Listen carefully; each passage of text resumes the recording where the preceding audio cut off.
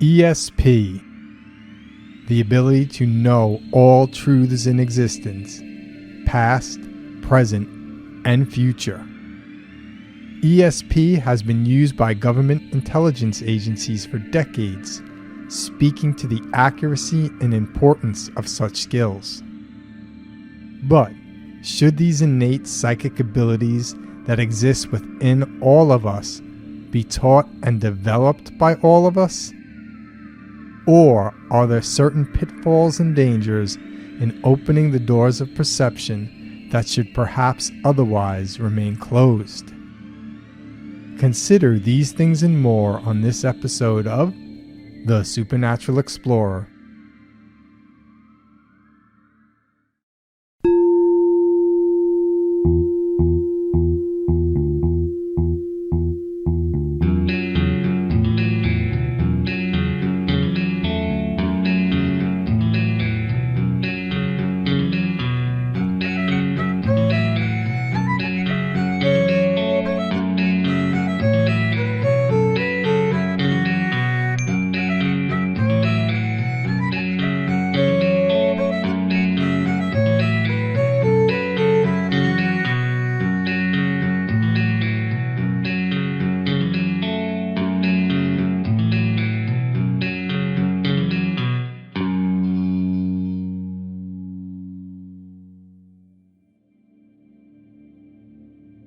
Hey, Supernatural Explorers! Welcome to episode 32, Developing ESP, Skills for Third Eye Spies Like Us.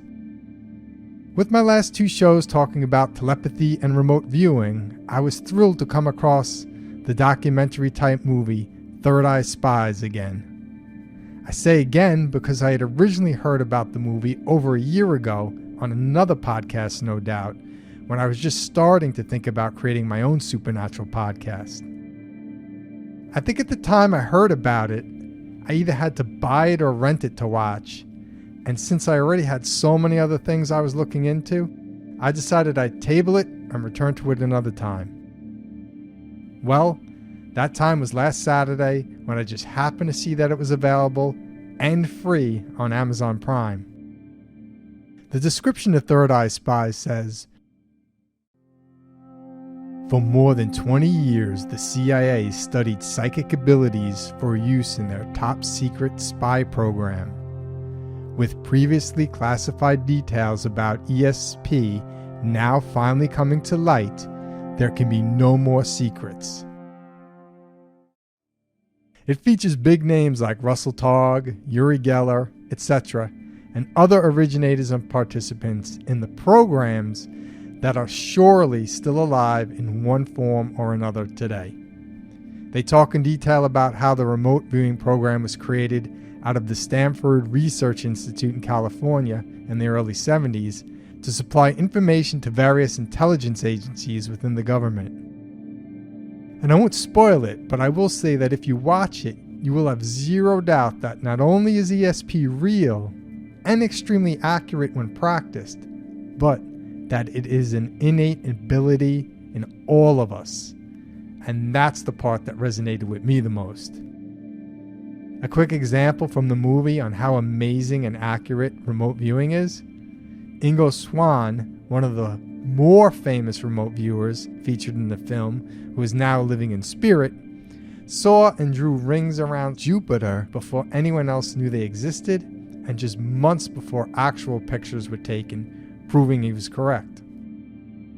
To clarify, ESP, or extrasensory perception, includes all the so-called sixth sense or psychic abilities, such as intuition, telepathy, clairvoyance, precognition, retrocognition, and psychometry.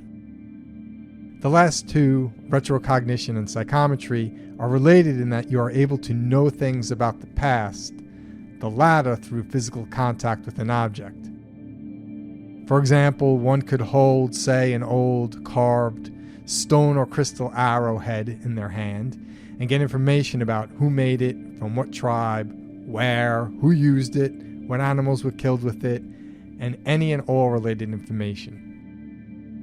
In other words, with ESP, anything and everything can be known, past and present, by anyone and everyone. The future can also be seen, but with less accuracy because variables can always change the outcomes. And this is not far-fetched at all. I guarantee that anyone listening to this podcast has had at least one, if not multiple, ESP experiences in their life. Curious and totally believing this, I asked Jen, Devlin, Marie, and Woody what their latest ESP experiences were. I have a hard time putting Jen's into a category, but in looking for more girl time in her life, I encouraged her to make a heartfelt wish for just that, a girlfriend to appear. I totally got this idea from my friend Marie, who often wishes with great success. About a week later, Jen comes home from the post office and she's telling me how she randomly ran into one of her friends who she hadn't connected with in years. And as she's telling me this story, I see the light bulb go off in her head that her wish was indeed answered. They now have plans to get together again. So I don't know if that was some sort of precognition or just an amazing synchronicity. One thing she does often say that is definitely ESP, she will find herself randomly thinking of her uncle right before he calls. Devlin said his latest ESP experience was when he had a premonition that the Yankees would win some postseason baseball series in 6 games, which they then did. He had a hard time explaining how it wasn't a wish, but that he just knew it would be so.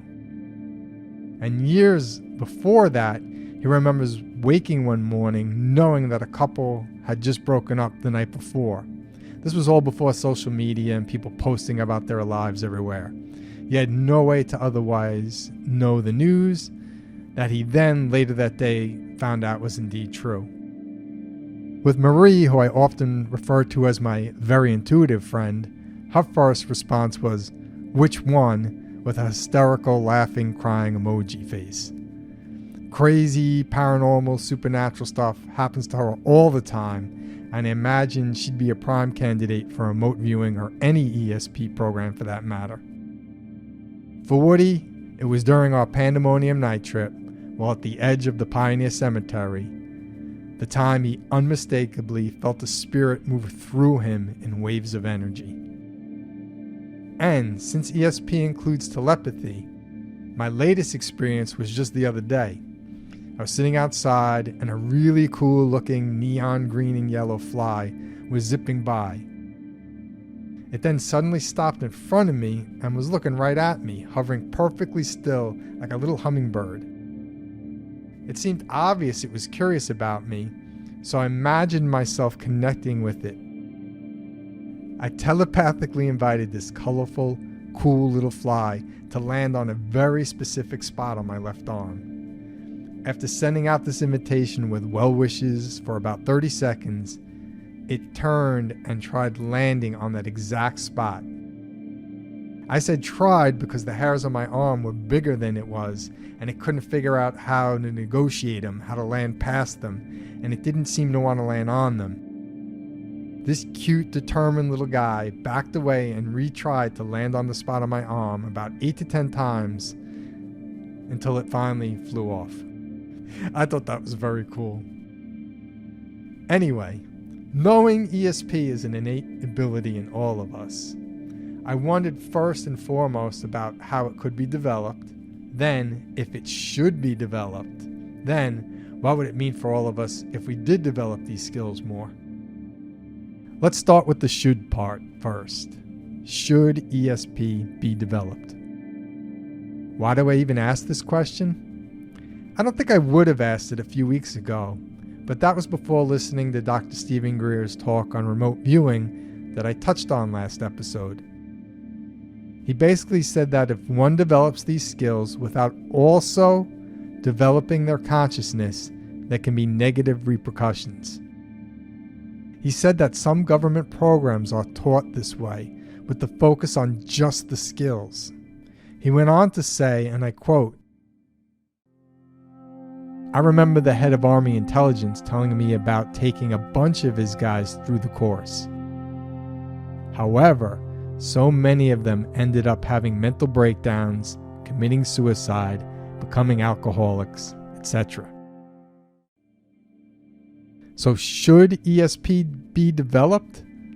If the answer is yes, then it seems apparent it should only be done alongside also developing one's consciousness. I thought on that further, because if you're like me at all, you don't like being told what you cannot do without a pretty good understanding why. Having a degree in counseling and spending a lot of time pondering the mind and consciousness, I think I made a good go at explaining the dangers of shortcutting your ESP training and leaving out the development of consciousness part.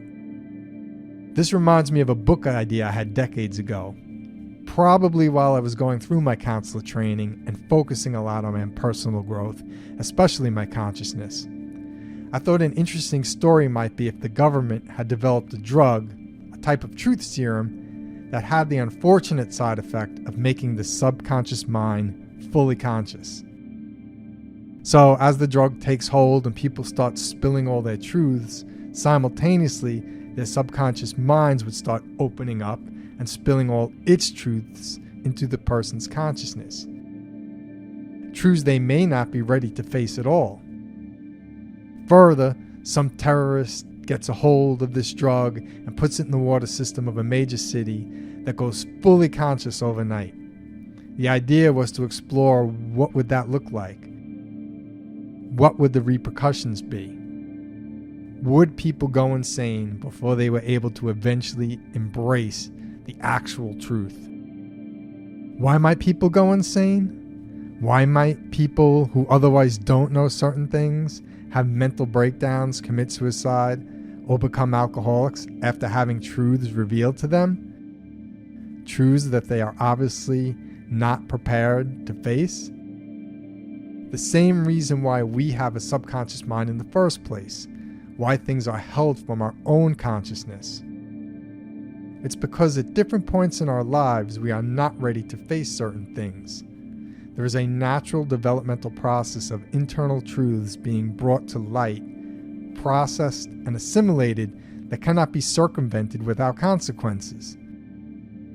Our subconscious and the developmental process of expanding our consciousness is in place to protect us. A more specific example of this, if you experienced a serious emotional trauma when you were young, the processing of that trauma could take a lifetime. It goes at a pace that matches what will work for you. For years, your subconscious mind may totally block out that anything even happened to you because you're just not developmentally ready to handle it. So if that trauma sits protected from you in your subconscious until you are ready to process and dismantle it, and then you go through a remote viewing program that has you tap into otherwise unseen things without also developing your consciousness, what other things might you see that you aren't developmentally ready to handle yet? Every incremental expansion of your mind requires a processing time, which is very much a time of acclimating to new information and rebalancing within it. Done too quickly or all at once, and I can see how people might have mental breakdowns, commit suicide, become alcoholics, etc. So for those of you who are interested in developing any ESP skills, an informed word of caution. Make sure you are also understanding and are working on developing your consciousness at the same time. And if you don't have any idea what it means to develop your consciousness, learn and experience that first before developing any ESP skills. Because the side effects of doing otherwise can be detrimental to your well-being. That being said, if you currently have some sort of meditative and reflective practice of conscious development, should ESP be developed? If you move to do so, I say, why not? Curious what others might think about all this, I asked my friend Devlin if he thought it was ethical for people to develop ESP, to learn how to know things intuitively. I thought he had a good answer. He said, only if it's available to everyone. And I agree with that. It wouldn't be fair if some knew how to do it and others didn't. It then becomes a bit of a privacy issue. But if everyone knew how to do it, then you just want to make sure you'd be treating others the way you wanted to be treated, going only as deep as they were willing to let you, even if you could go deeper without asking permission. So with friends, you might agree to come as open books to each other, but in business dealings, you'd keep it to the moment or the business at hand and be able to intuitively know, without even the need for words, where the other person truthfully stood, what their intentions were, etc. If everyone learned ESP, it would turn the world progressively realer, for sure. No more secrets. True disclosure. Great stuff if people weren't dicks about it. But that's the truth with anything people currently know how to do today. Using knowledge for good is great, and for bad is being a dick. And I could totally understand why the CIA wouldn't want everyone learning these skills, and why they would no doubt lie about the existence of the programs today. That brings me to one small part of Third Eye Spies I can't resist talking about. Very small part, no spoiler alert. It's the part where the CIA director at the time denies that there is any validity to remote viewing, when people know for a fact he knew how accurate it was. If I was the CIA director, I wouldn't want any attention on any of my secret programs, so downplaying them and saying they no longer exist is very understandable. However, since we know ESP does exist, and that we can fully and pretty easily develop these skills, should we? If you want to know the truth and live in the truth more, then yes. If you don't think you can handle the truth, then no. And if you really think it's the work of the devil, like some do, and was touched on in the film, then again, the answer is no. But know that if we do head in that direction, the direction of uncovering and knowing more of the truth via ESP, and we develop our consciousnesses along the way, it can easily be argued that that might be part of a natural evolution of humanity. If you are of that opinion too, what can you do? Well, without reinventing the wheel, I think Dr. Greer's free 5-part remote viewing course on YouTube is a good place to start and lay some nice foundational things like meditation and mindfulness. I put the link in the show notes. P. Horsley, our animal telepathy friend, recently wrote me and spoke of a free 3-part animal communication workshop she's offering. Looks like you just need a name and an email to sign up. That link's also included in the show notes. And for those of you looking for even more ideas, I'll share what I've been up to lately. When I did first hear about Third Eye Spies on a podcast last year, I also learned of a corresponding app called ESP Trainer. I quote, "Developed under a NASA program by Russell Targ at Stanford Research Institute." This app has become my latest obsession. It's so simple but so ingenious. There are 4 colored squares in a square formation. There's a green one, a yellow one, a red one, and a blue one, and it reminds me a little of that old classic electronic game Simon, except without any annoying beeps or buzzers.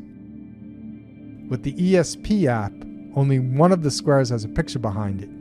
If you intuit and select the correct square, you get to see the picture. If you press the wrong square, the square that did have the picture behind it lights up, letting you know where the picture was. Why I love this app is that everyone is different and everyone might know things in different areas of their body. If you're more of a visual person, it might come in through your eyes or your mind's eye. If you're more of an emotional person, you might know things in your heart. So with the app, you can try to know things in different places in your body and then see what parts of you are more accurate than others. Part of you might tell you to press the green square, and another part might tell you it's the yellow square. If one part of you is correct more times over another, you might choose to focus on listening to that more. I haven't narrowed down the part of me that's most accurate yet, but I do notice that when I precede my ESP practice with a meditative practice, I'm way more accurate in guessing the right square.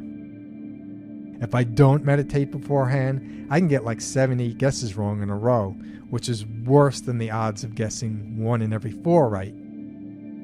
After meditating and getting into what I call my zone, I can get up to 50% right, and that's quite amazing. Furthermore, because there's a different picture every time, I'm eventually not only going to try and guess the correct colored square, I'm also going to try and intuit what the picture is. So a very powerful, simple, and free ESP training app from one of the founding fathers of remote viewing. I've also started trying to stay in my meditative zone more throughout the day and intuit things throughout the day. Like I did a lot of driving the other day, and while I was approaching the intersection on the way out of my development, I guessed if cars would be coming from either direction. I happened to be right both times. Then later I'll make guesses about other things and I'll be totally wrong. The point is, the more you incorporate practices into your daily life that develop your consciousness alongside your ESP skills, the quicker you can bring forth all that lies dormant inside you. As always, I'll share any developments, and I'll eventually discuss the third eye more and related energy structures, because any additional knowledge will only help you in your pursuits should you also want to develop your ESP skills. And if you do, best of luck to you, and please be sure to proceed in the most balanced fashion that works for you. Well, that's it for this episode. Until next time, everyone, peace.